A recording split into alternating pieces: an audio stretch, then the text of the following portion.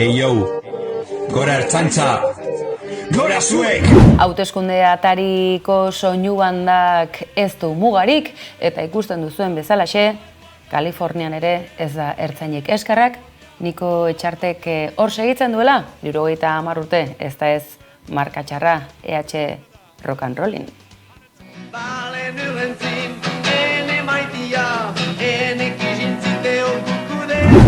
Abesten duen herria ez baita inoiz hilko eta euskarak ere bizirik segi dezan, aizue, hezkuntza publikoak badu bere soinu banda.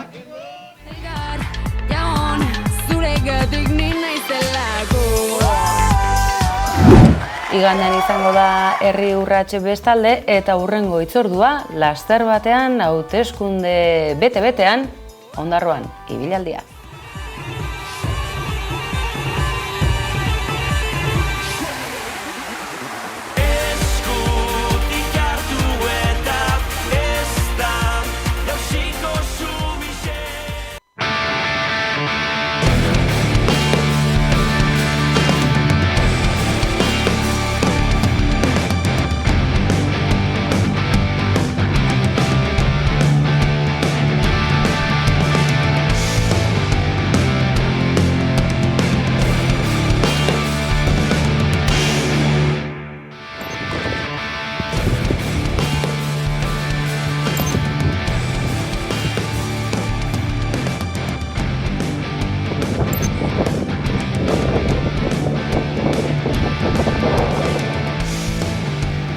Azken eraso horiek ikusi besterik ez, Gazan bere horretan segitzen duela gudu garaiak eta normalizatutzat jotzen baldin badugu ere, bertan Palestinarrekin gertatzen ari den sarraskiak ez du non heldurik.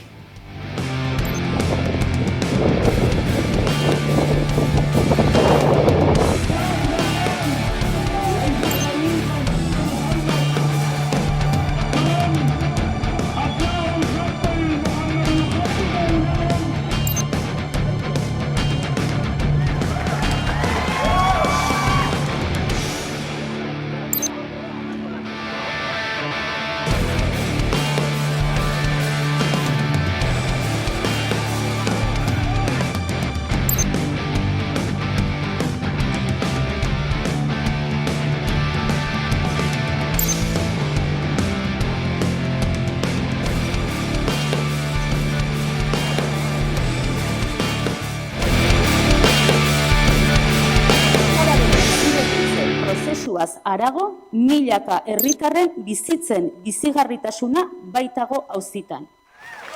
Hizkuntza eskubideak jokoan daudelakoan, epailei erantzuna eman nahi die kontseiluak eta horretarako Euskal Jendarteko, Norbanako eragile edota gizarte zibileko ordezkaritzari deia luzatu diete gainera. Azaroan jarri dute hitzordua, askok esango dute azaroa urrunegi ez ote da. Badirudi ordea, urruneri joango den hori epaileek hizkuntza eskubideekin hartutako hautua badela eta epaitegietan abiatutako oldarraldiari sendo erantzun nahi dio kontseiluak azaroa bitarte horretan arituko dira. Dei egiten diegu euskararen eta herritar guztien hizkuntza eskubideen alde dauden eragile eta norbanakoei azaroaren 4an Bilbon egingo dugun manifestazioan parte hartzera. Larria baita gertatzen ari dena. Euskararen biziberritze prozesuaz harago, milaka herritarren bizitzen bizigarritasuna baitago auzitan. Eta arekin batera, berdintasuna, justizia eta kohesio soziala. Funtsean, bizikidetza. Adierazpenean azaldu dugun bezala oso kezkatuta gaudelako azken boladako epai sorta luze honekin. Banan-banan ikusita eman dezakete banan-banako epaiak, baina epaiak aztertuta eta sakoneko argudiaketak ikusita oso argi dugu oldarraldi judizial bat dela bizitzen ari garena. Euskaltzalen topaguneko lehendakari bezala bat egin dut noski, gaur kontseilutik egin den deialdi honekin, oso kezkatuta bizitzen ari garelako epaitegietatik datozen sententzien errealitatea. Azken batean ikusten ari gara sententzia hauek oso oinarri ideologikoak dituztela, aurre iritziz betetakoak direla eta helburu bakarra dutela. Eta da, hizkuntzaren bizi berritze prozesua galgatzea. Beraz, horregatik etorri gara gaur eta egongo gara azaroaren 4ko manifestazioan. Nik uste dute eragina handia dutela. Batetik, azkenean ezin dugu euskaraz eroso bizi. Nik uste dut euskarak ez daukala fronte bat ere baztertzeko, kaletik erantzute ezinbestekoa da, eta udaletxe, instituzio eta bestelako eremu guztietatik ere erantzutean nik uste dut ezinbestekoa da. Espazio bakar bat ere ez daukako galtzeko, eta espazio guzti horiek aprotxatu behar ditugu euskararen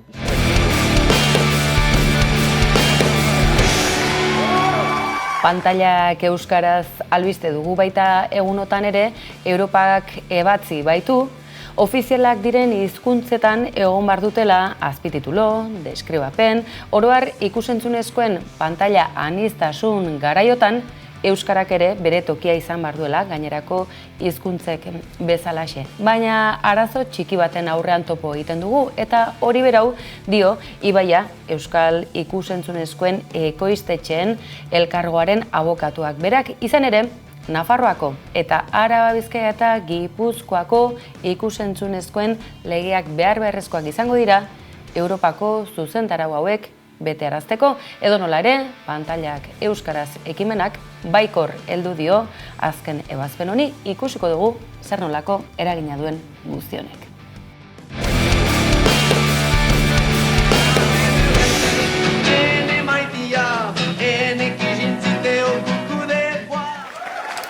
Soinu banden hauteskunde garai ataria da hau. Kainakai izan dugu izpide une batzuz, Euskal Herria Bilduk ere bere abesti propioa atera du.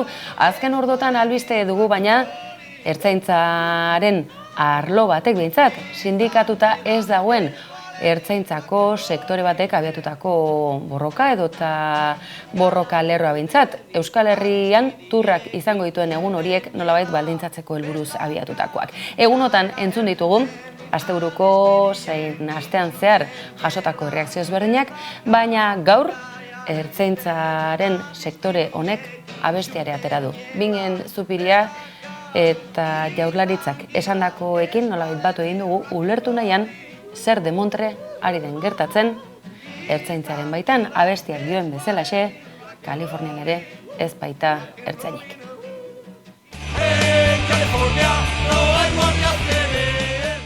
Hey yo, gora ertzantza, gora zuek! Guk dakigula Bilboko manifestaziorako deialdia ertzain estan persona batek egin zuen.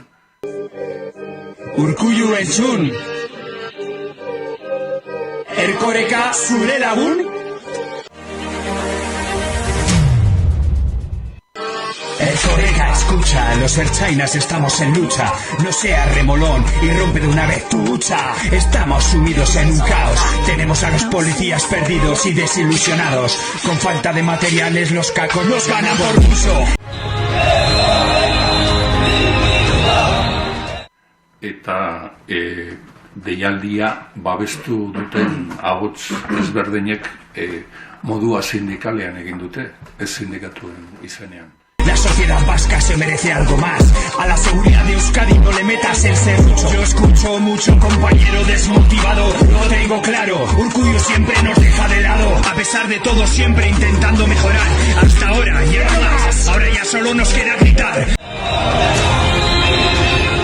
Argi dagoena da, Jaurlaritzak eta Ertzaintzako sindikatuek osatutako mahai horretako ordezkaritzarik zilegitasunik ez dutela onartzen, egunotan mobilizatu diren ertzain sorta horretako ordezkariek. Argi dagoena da, edonola ere, eta hori Jaurlaritzak berak nabarmendu du, ez dela inor behintzat ofizialki aurkeztu ertzaintzaren sektore honen izenean. Ez dago ez sindikaturik, ez eta bestelako ordezkari argirik ere. Argi dagoena da, baina sare sozialetan kanpaina hasi dutela. Jakina, mahai horretan ordezkaritza dute, ertzainen ordezkaritza legitimoa duten ordezkariek. expresar nuestro malestar. Al gobierno vasco en una mesa vamos a sentar. Los sindicatos son los mejores o los peores. Va a pasar el rato, no rato. Aquí pasa algo, veo mi asiento peligrar.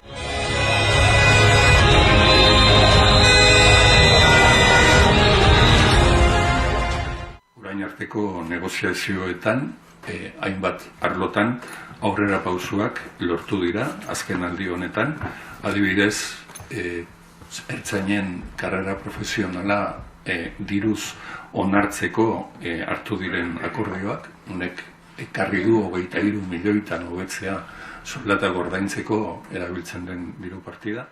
Las noches vamos a dejar de cobrar, de mi poltrona rápido nos van a huecar. Recordar, somos la delgada línea azul, cuando silban las balas corremos en esa dirección.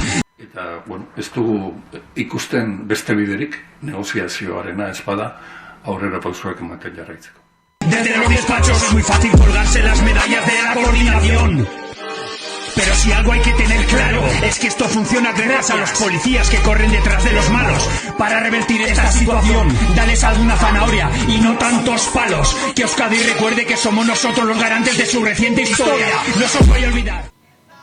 Irudiotan ikusten duzue beraz, sare sozialetan ertzain batzuk eta ustez ertzainen ordezkari diren batzuk abiatutako kanpaina edo nola ere kezkarako tartea eskaintzen du eta hausnarketarako ere bai ea azken urteetako kudeaketaren ondorio ez ote den izango une honetan ertzaintzaren baitan sortu den gatazka edo zalaparta hau. Edo nola ere, soinu bandak ditugu albiste egunotan, eta eskerrak Niko Etxartek hor segitzen duen 70 urte bete ditu sare sozialetan, zorion mezuak ere jaso ditu, eta halako harribitxiak berriz ere sareetan bolo-bolo dabiltza, Euskal Herria rock and rollin, noski baietz.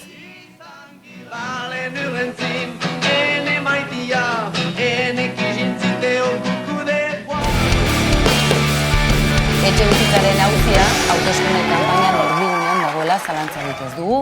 Izan ere, galderarik ere bada airean, ez ote gabiltza berandu populazioa galdu duten hiriguneetan. Eta datu zehatzak ere bai. Donostialdean esate baterako, ia 4.000 dira, 3.375 gazte, Donostialdetik honezkero, Jaizkibe inguru horretara, Pasaia aldera joan direnak bizitzera, edota Buruntza aldera, Andoain, Lasarte, askorentzat urrun geratu bazaizue, datu akaso ez da esanguratsua, baina hirigune honetako populazioaren zati garrantzitsua da, belaunaldi berria delako hain zuzen ere, dagoeneko hirian bizi ez dena. Eta pentsa, batzuk, Bartzelona alderaino ere joan zaizkigu, Josu del Campo, Gabon, eta eskerrik asko gaur, kolpez kolperen analisiaren tarte honetan izatearen, haritik hirira, lehen galdera zuzena botako dizut eta dagoeneko aurreratu dudan gaiarekin lotuta. Ez ota gebiltza berandu akaso populazioaren zati bat, Donostialdean esate baterako, dagoeneko galdutzat eman daitekelako?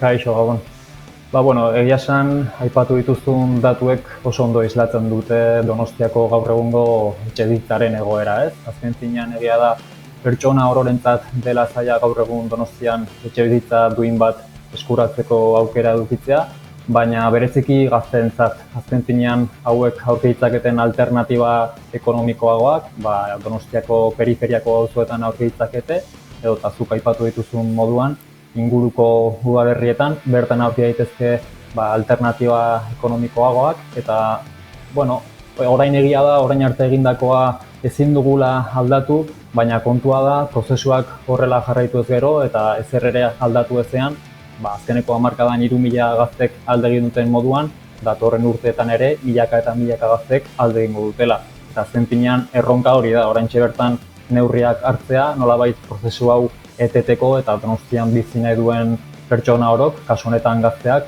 bertan etxebizitza duin bat edukitzeko aukera bermatzeko. Belaunaldi berrien iesa edota kanpora joan behar hori aipatzen dugu, horrek ekartzen duena da, nolabaiteko populazioaren adintze bat, eta baten batek esate baterako, Veneziarekin alderatu du aste honetan Nago Albak, Donostia salba dezagun, deia ere egin du.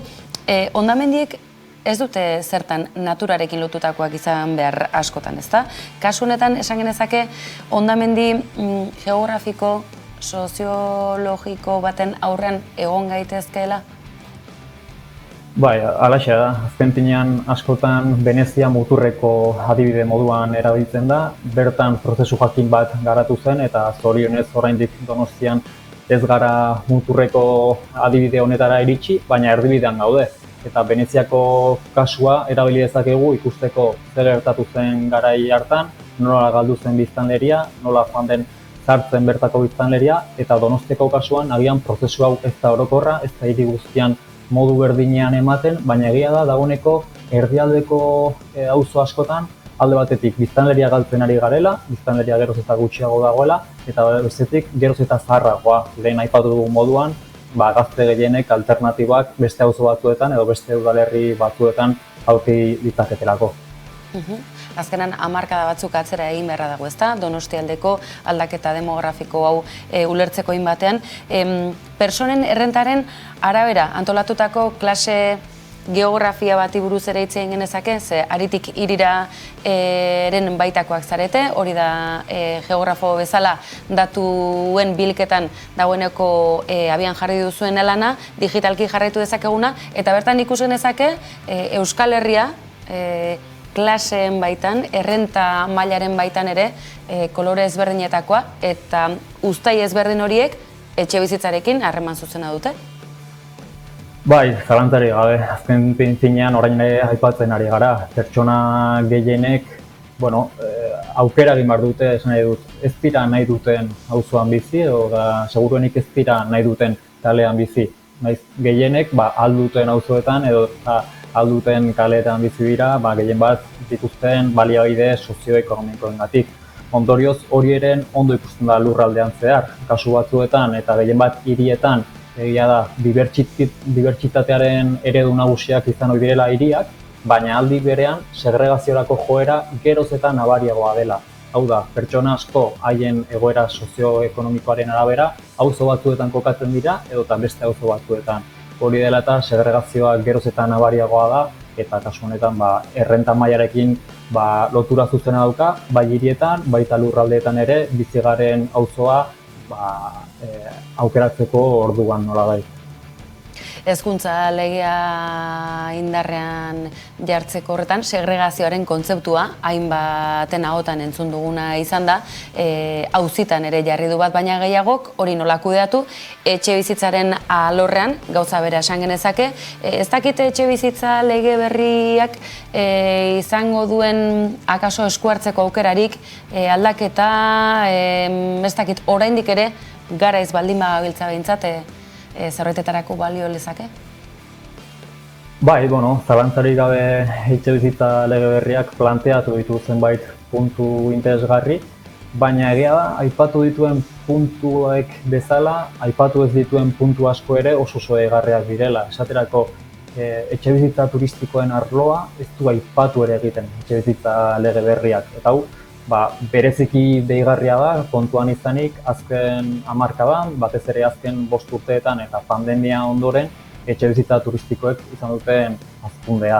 Beraz, nola da posible etxe bizitza lege berri batek, milaka eta milaka etxe bizitza kontuan ezartzea, lege honen barruan. Ondorioz, honek beste arazo txiki bat eduki dezake, azken finean kontuan eduki behar da, alokairuan etxe bizitza bat duen jabe batek, alde batetik eskubideak ditu eta beste alde batetik bete behar batzuk. Esaterako, luzapen jakin bat eduki behar du kontratuak, esan bezala alokairuaren igoeraren mugatuta dago, baina aldiz, etxe bizitza turistikoen kasuan, jabe gehienek dituzten baldintzak edo bete beharrak askoz ere murritzagoak dira. Horren ondorioz, zer gertatu daiteke, jabe askok pentsa dezakete zergatik jarraituko nik etxe bizitza alokairuan edukitzen, hemen bete behar gehiago baditut, eta aldiz, etxe bizitza turistiko moduan, bete behar horiek askoz gutxiago badira.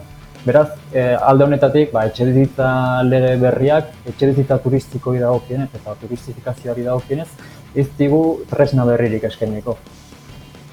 Gehiegizko turistifikazio horrek edota jasangarria ezen turismo eredu baten ondorietako bada zuzen ere, etxe bizitza turistikoaren auzia aipatu berri duzun bezalaxe, akaso norbanakoaren alde iluna pizteko gaitasuna du espekulazioaren eitzale edo, ez dakit, izpiritu txarro horrek, esan dezagun?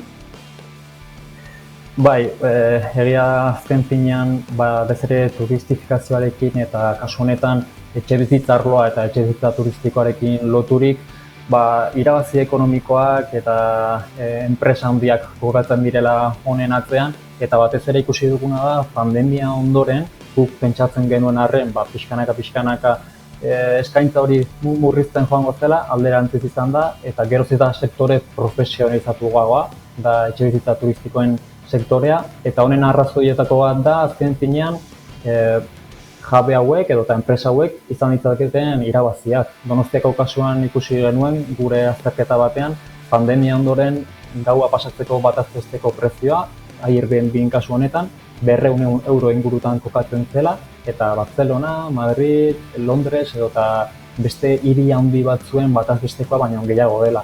Beraz, honek ondo islatzen duena da, azken finean, turistifikazioaren atzean, interes ekonomiko oso nabarmenak daudela, eta gainera, bertan dauden erabiltzaile gehienak profesionalak direla. Beraz, nolabait kasua aztertzeko modukoa da, eta nola ez, neurriak hartzeko modukoa.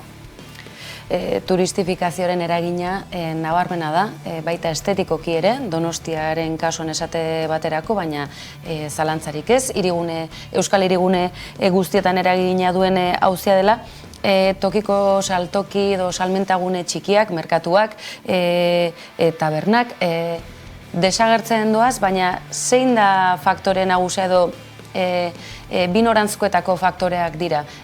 Betiko bezeroen galera, bertan bizi denaren galera, da lehenik, ala zerbitzuak edo eta eguneroko behar horiek asetzeko zerbitzu horien desagerpena da, bezeroare urrunarazten duena, etxebizitzaren auzia tartean, zerbitzu bezala tartean sartuta. Nolabait eskutik doan elkarrututa dauden prozesuak dira, ez? Orain arte aipatu dugu batez ere Donostiako kasuan erdigune honetan biztanleria galtzen ari direla urtetik urtera, eta noski kontuan eduki behar da, bertako denda edo komertzio txikiak, lorategiak edo eta arraindegiak, okindegiak, betiko denda txikiak, bezeroak auzoan bertan dituztela orain arte. Eta noski, bezero horiek pixkanaka auzoa uzten duan heinean beste auzo batzuetara badijoaz, denda hauek pixkanaka haien betiko pertsonak galtzen hasi dira. Eta horren ondorioz, iristen direnak turistak dira, egia da pertsona asko ikusten ditugula behin eta berriz kaleetan joan etorrian, baina pertsona hauen interesak eta pertsona hauen beharrak, turisten beharrak, ez dira berdinak. Hauek ez dute modu berdinan kontsumitzen, eta horren ondorioz, denda hauek pixkanaka izten doaz. Eta orain, denden inguruan hitz egiten dugun moduan, espazio publikoaren inguruan, edo eta auzoko bizilagun sarearen inguruan, antzeko zerbait esan dezakegu.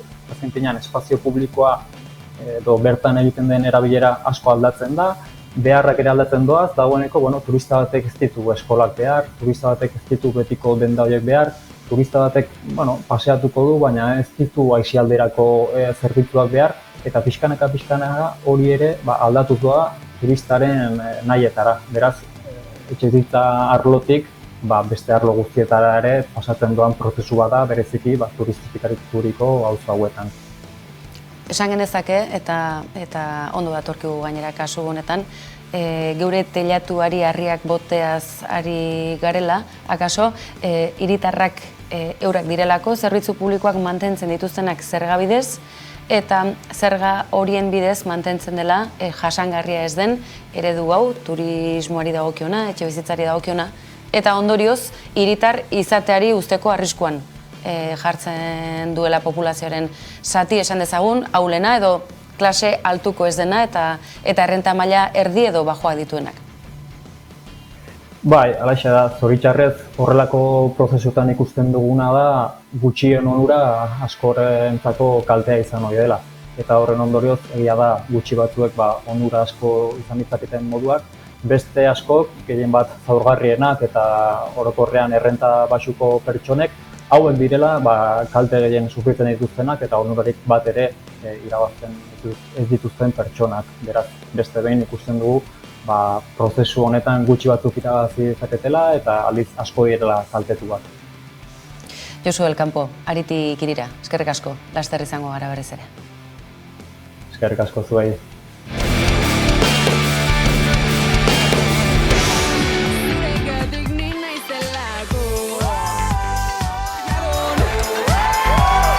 Eta soinu banden garaiotan, gaurko albistegiaren amaiera soinu banda birekin.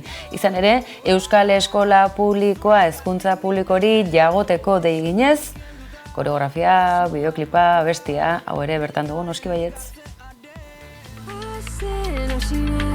Zure desiraz, da sortzen hasi naiz, zure irriaz, da jantzen hasi naiz, zure ideia. Elgar, jaon, zure gatik ni naizelako.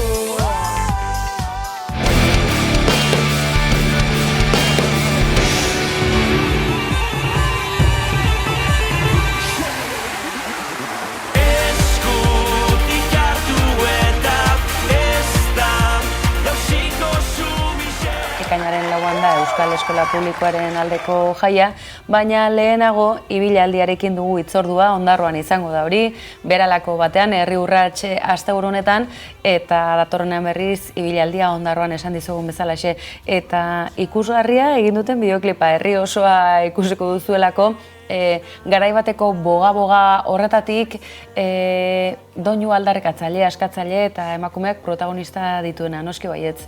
Eta Ondarroako irudi hauekin esango dizuegu gur, badakizue, nahi eran aurkituko gaituzuela, kolpez kolperen sare sozialetan eta Antenatik albistegia zida berriz, bihar ostirala hemen izango gaituzue egunero bezala eskerrik asko hor bestaldean izateagatik, bihar arte.